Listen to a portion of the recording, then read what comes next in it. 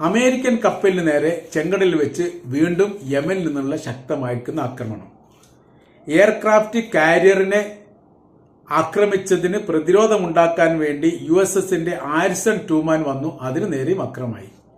പ്രതിരോധിക്കാൻ സാധിക്കാത്ത വിധം അത് ആ മേഖലയിൽ നിന്ന് പിന്മാറാൻ വേണ്ടി, അതായത് ചെങ്കടലിൽ നിന്ന് പിന്മാറി മെഡിറ്ററേനിയൻ കടലിലേക്കോ മറ്റ് കടലിടുക്കിലേക്കോ മാറാൻ വേണ്ടി തീരുമാനിച്ച വിവരമാണ് പുറത്തു വന്നത്.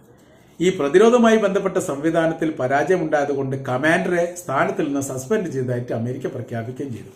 ഈ മേഖല ഇപ്പോഴും വലിയ രീതിയിലുള്ള പ്രതിസന്ധിയിലൂടെയാണ് കടന്നു പോകുന്നത്.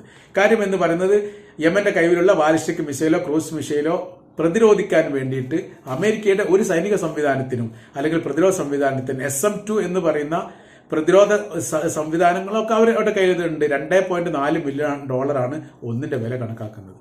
അതിനുപോലും പ്രതിരോധിക്കാൻ സാധിക്കാത്ത വിധം അതിശക്തമായിരിക്കുന്ന മുന്നേറ്റമാണ്